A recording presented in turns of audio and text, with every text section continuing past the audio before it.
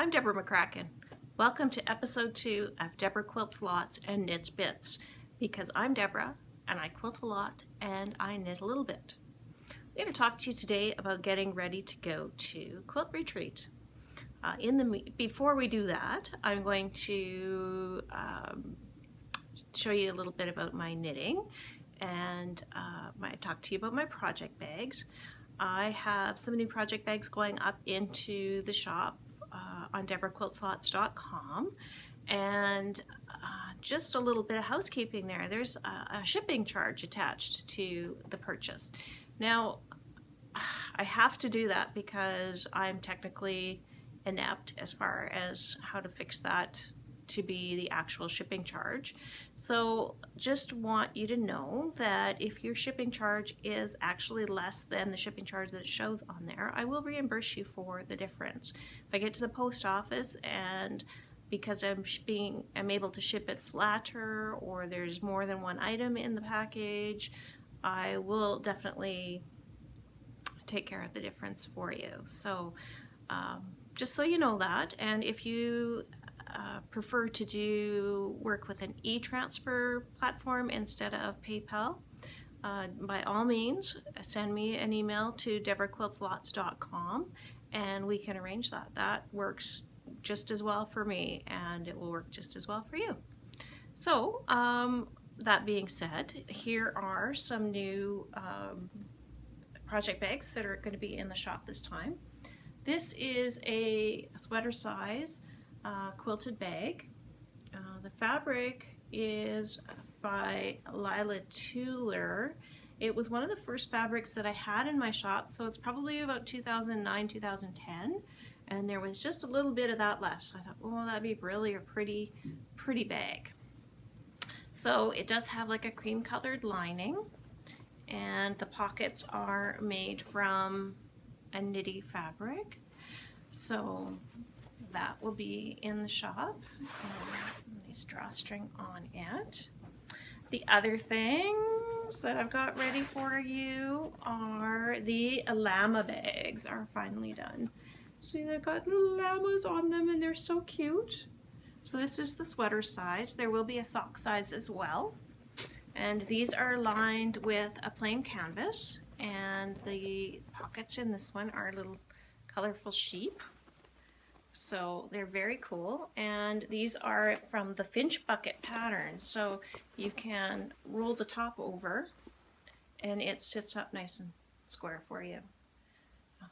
It's wonderful. I've been using my project bag for my butterfly shawl, and it makes it so convenient. I just take it everywhere. The other quilted bags that I've done, because the navy blue quilted bags with gold thread, they all sold out. So I did a couple of these ones, and this is a nice chocolate brown, and the quilting is done in Glide Aqua. It's a beautiful turquoise.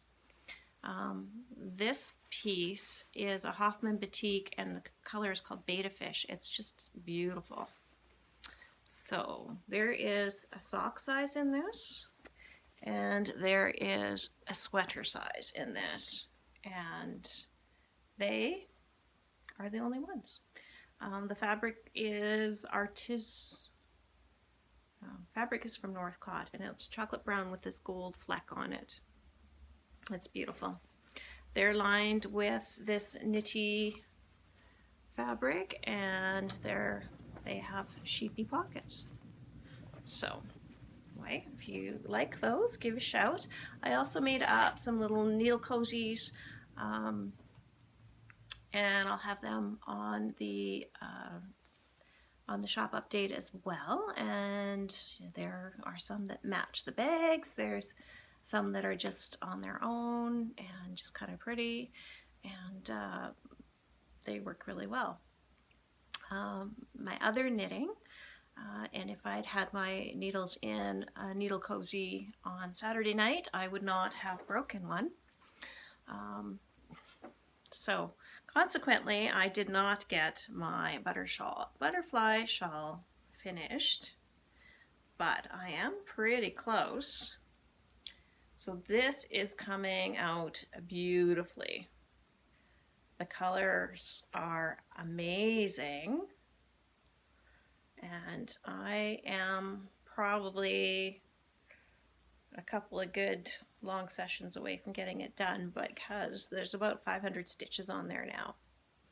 So this contrast color that I'm using was the Madeline Tosh begonia leaf, and then this other variegated one with all these beautiful range of colors in it is Unique Fingering by Earth, and I think it was color 3002. I've got it all on my project page for it in Ravelry, so hopefully you can go and take a look at it there, and just if you are that interested, it's so much. It's actually a very fun project to work on, and say I'm so disappointed I have to wait till Tuesday morning to go and get new knitting needles in the right size. The other knitted object I have on is this sweater, and it was a Mary Maxim kit that my mom started back in 1987. She thinks. She said, oh, I know I started that before Sarah was born, and Sarah was born in 1988. So when I was home to Calgary last winter, she said, why don't you take that sweater and finish it off? And all it needed was the button band. So I put the button bands on. I didn't put any buttonholes in, because I do just like wearing it like this. It's like just a nice warm hug from my mom. And I said, you know, it's done now. I'll send it back to you and you can wear it. And she said, nope, you keep it. So I owe her a sweater now. And that's pretty much it for knitting and knitting bags. And like I say, take a look at the website, debraquiltslots.com. And I do have my blog there. I try to update that every week or so. And the shop is on there, and I'm going to have some new quilts in the shop this month too. So on to quilting. The quilt behind me will be in the shop this month. This was they called it the Treasure Quilt Challenge with the INMQ, which is the Inland Northwest Machine Quilters Guild. And if you are anywhere near the Spokane area and do any type of quilting, machine quilting, whether it's a stand-up machine or a sit-down machine, they offer a ton of support and classes, and they're a really nice group of quilters to get together with. So their website is inmq.org. So the Treasure Quilt Challenge, the committee bought a bunch of unfinished quilt tops on eBay and at garage sales, and the quilt top behind me was purchased for the challenge, and I do believe, I would guess it was going to be, I could put a date on it, from the 1980s, because I had purchased fabrics for a log cabin quilt in almost exactly these colors in the mid-80s, and so that's why I think that this era, this quilt came from this era. But this quilt was covered with stains. So somebody had put a lot of time into making the quilt, and they hadn't gotten it quilted yet, and it got stained, whether something got spilled on it, or it was tucked away and touching something else, or I don't know. However, the challenge was to finish the quilt top using only thread. And so I quilted this quilt to death. I will put some pictures up at the end here of the details on the quilting. And I quilted it, and then I put the binding on, and I washed it, and I used a mixture of Dawn dish soap and baking soda and hydrogen peroxide, a recipe that I found online, to try to remove the stains, and I got most of them out. However, there were others, and I covered them up with more thread, which were my grandma's doilies. My grandma Fenty crocheted these doilies over the years, and I have a huge collection of them, which I'm very fortunate to have still quite a number of them. And so yeah, you know, it's my treasure too, is what I called it, because there's somebody else's treasure that they never finished, and then I was able to put my own treasures on them, my own doilies, my grandma's doilies, to cover them up, cover up the stains. Anyway, so I'm actually ready to let this quilt go to a new home, so it's going to be on my website in the shop portion as well. So speaking of quilting, last month I showed my UFO of my basic gray 4-patch stacker, is what I called it, and it is all in one piece now. I haven't actually finished it quilting and binding because I think I'm going to put some borders on it. Now, because it's basic gray, I can grab a grunge now. This fabric, we tried to date it. We figure it was probably 2010, 2011. I couldn't even remember the name of the line that it came from, and of course I don't have any salvages left. So I could go and get a grunge, and I'm looking at this turquoisey color. There's a beautiful red at Poppins that I like, the dark green or the light green. My favorite one that I think that would work the best with this would be, it's called Sugar Cookie, and it is a white grunge with a little bit of a green on it, and so we'll see how that goes. I am going to, that's on my list of things to get for Quilt Retreat, is borders for this fabric, or for this quilt, so that I can get it finished while I'm there. This month I am going to work on this UFO. This is an applique quilt.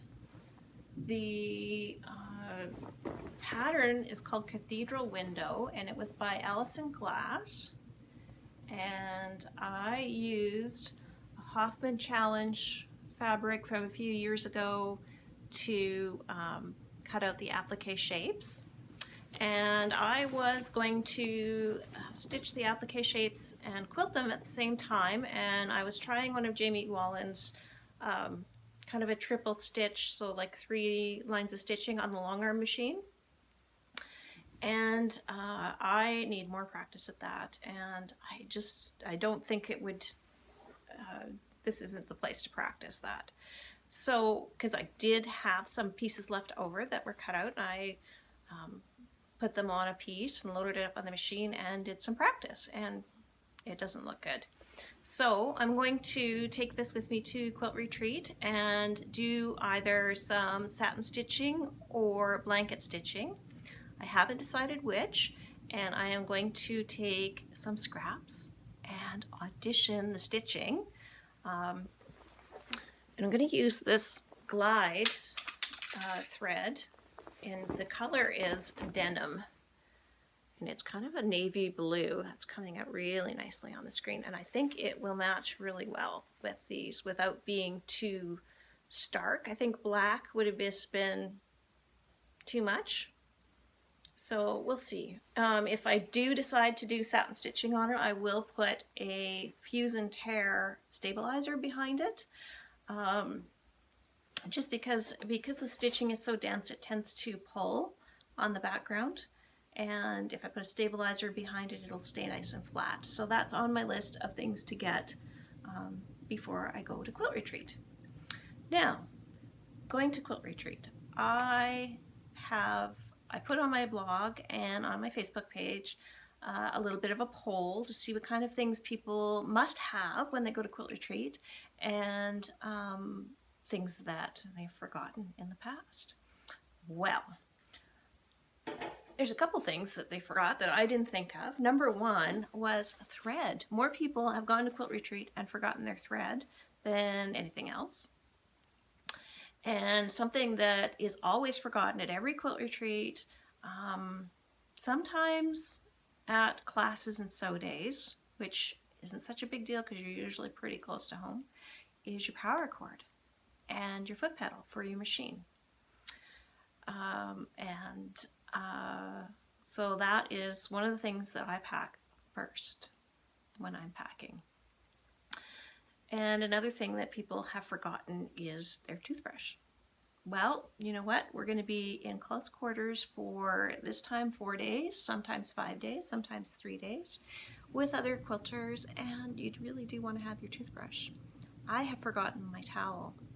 We go to Camp Luther Haven on Lake Coeur d'Alene every April with the quilters from Republic, Washington, and some other ladies from around Grand Coulee, and a few people come from California, and it's quite a nice retreat. But we are in the middle of nowhere. We're probably about 40 minutes from civilization to drive, and you need to have a shower, and if you forget your towel, well, you're in close quarters with people, and you just have to improvise with perhaps your scarf or your pashmina or something like that. Anyway, so when I go to Quilt Retreat, one of the things I do to prepare, I make sure my machine is in good working order. I clean it, I give it a little bit of oil, some leaven. If there's any doubt, which I've never, I think I keep things in pretty good shape. So, but you know, some people bring a backup machine, and I think that doesn't hurt to have that, pardon me, in the truck, or just in case somebody else needs it. So once I've cleaned my machine, I take it out of the table and put it in the pile of things that are going to be packed. I then take my foot pedal and my paracord, and I put it in the bag right away. Right away. That's the first thing that goes in the bag. And I also take an extension cord or two, because sometimes if you need that and you don't have it, you're kind of hooped as far as being able to plug your machine in. I mean, there's usually somebody who has an extra one, which sometimes is me, but definitely have one or two with me for sure. And the other thing I make sure and pack at that point is my little accessory box for my sewing machine, because that has all my feet in it. Because if I'm going to be doing applique, I want my zigzag foot, and if I'm going to be doing piecing, I want my 1/4 inch foot, and if I'm going to put a zipper in, I want my zipper foot. So I just take that whole box with me, and in that box I also have a number of extra sewing machine needles. I use a size 10 or a 12 for piecing. I use a size 8 for applique, just because it makes smaller holes, and those are all Microtex needles. And then I also usually have a package of a number 14 or size 14 top stitch needle. Use that for quilting or going through extra layers, like say if I'm putting a zipper in and I got to go through extra stuff, then that's the needle to use.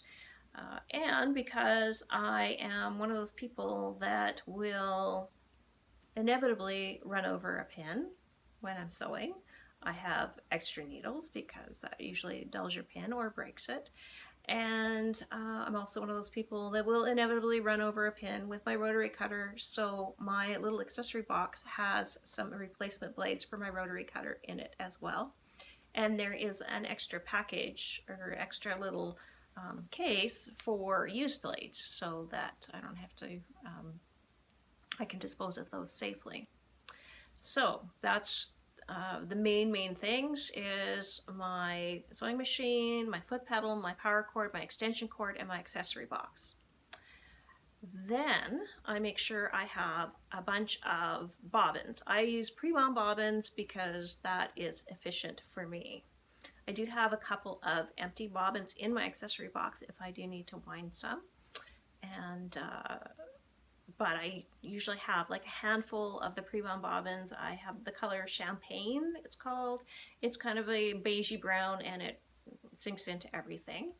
I usually have a sagey green, also sinks into most things, and a gray and a black. and just in case I need those. The other thing I make sure I always have a cone of piecing thread, which I always use like a cream color. And I also have a spool or two of black, and then if I'm going to be doing anything like my applique stitching, I'm going to have that thread with me as well. So it does help to prepare and have everything ready ahead of time so you're not forgetting anything. The other major thing I never forget to take, is my Elmer's school glue. So I have this bottle, it's a Roxanne's glue base tip bottle, and I used it all up, so I take this one to refill it with. Washable school glue, I use it for my binding, I use it for applique, I use it for matching piecing, I use it for when I'm doing mitered borders. I use it for a lot of stuff. So you put a little tiny bit of glue on, you dry it with the iron, and if things don't match up or you want to change anything, it just peels off. And if you get too much glue on something, you can just lick your finger and rub it off, or use a Q-tip with some water on it. It does wash out. The doilies on the quilt behind me were all glued down with Elmer's school glue. It's washable school glue. And so I glued them down and where I wanted them, ironed them, and then I was able to move it over, load it on the long arm machine, and quilt the doilies down. So besides some extra projects and some fun stuff, I have those things, and the other things I take with me for sure are basically comfort items. I have a cushion that I can put behind me if the chair is too deep, or I can sit on if the chair is too low. And I often take that with me if I'm not taking my own chair. If somebody's riding with you, you usually don't have room to take your own chair, but if I'm I usually take my own chair. But this time I won't be taking my own chair because I'm only going for 4 days, and I'll just take my cushion, make sure I'm comfortable. I take comfy clothes. I usually, when we're out in the middle of nowhere, pajamas are acceptable for most days. However, when we go to Asoyas for our quilt retreat next week, there are other people at the resort, so I feel more comfortable in actual clothing. So, you know, I take my yoga pants and some long t-shirts, and I take a comfy sweater. I probably will take this one this year. I have my ratty sweater that I'd like to take. It's just a big sweater like this that I've been wearing for about 10 years. And it is pretty ratty looking, so I probably should leave that at home. The other things that I take are, let's grab everything, my sippy cup, make sure I get my water in, and that's pretty important. And I last year stopped and got this nice stemless insulated aluminum cup. It does look like a wine glass. Oh my goodness, it works great. And because it's insulated, I can put some ice and beverage of choice in there as well.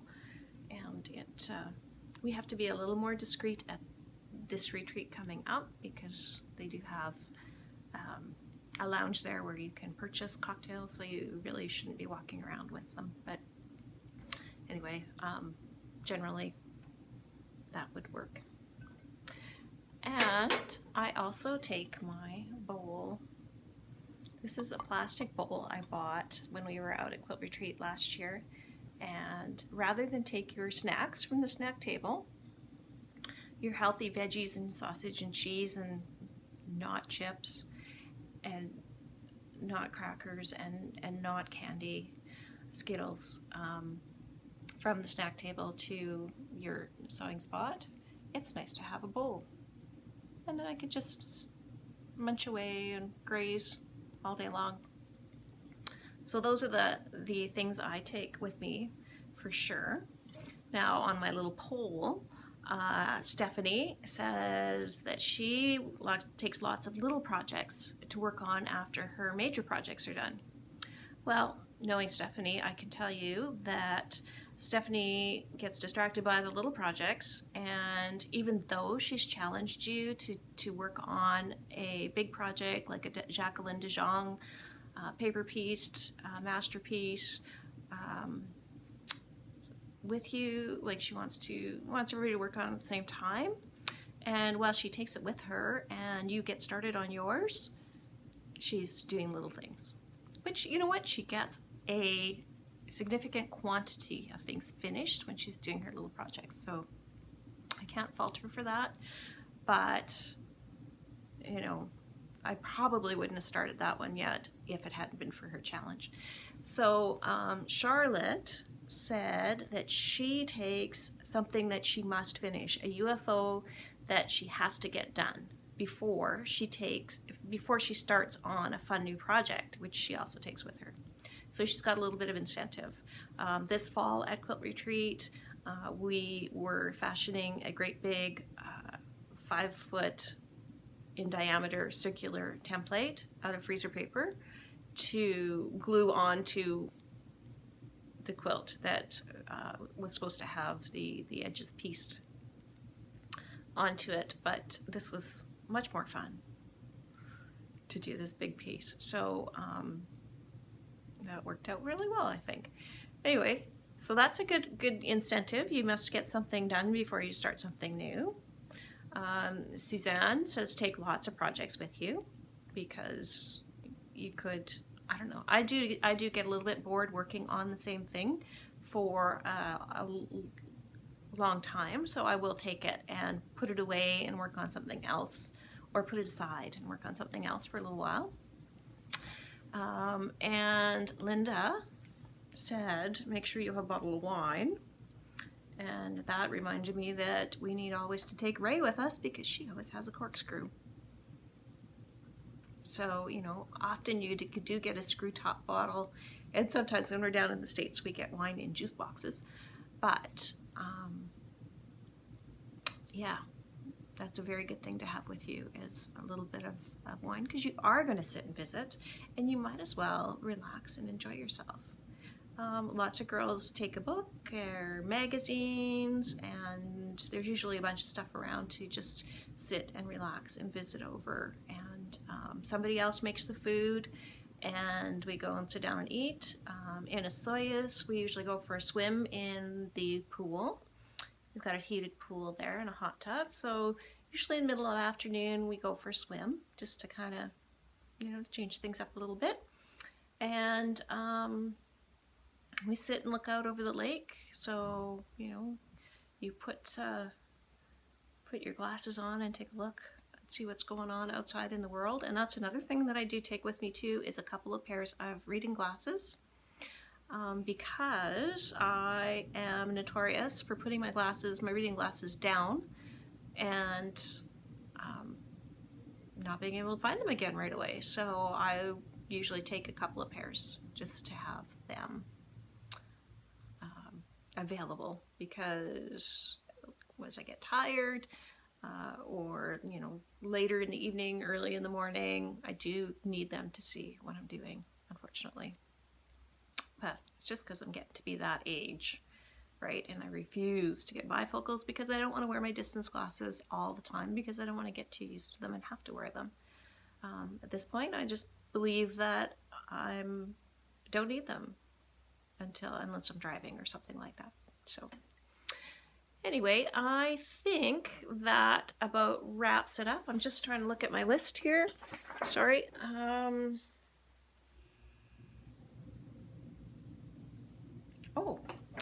On March 22nd in Summerland at 7 p.m. at the Summerland Arts Council, the Okanagan Modern Quilt Guild is bringing in Stacy Day. She's going to put on a trunk show for us on that Friday evening, March the 22nd in Summerland. And you're welcome to join us. I believe the admission fee is $5.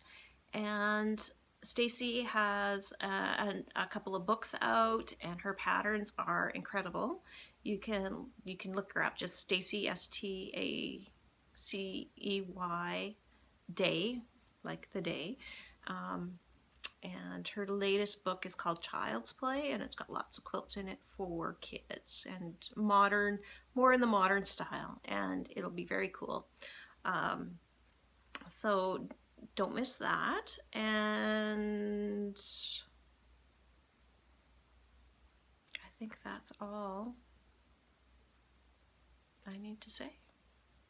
So enjoy your quilting time, enjoy your knitting time, enjoy the sunshine, and we will see you in a month or so. Take care.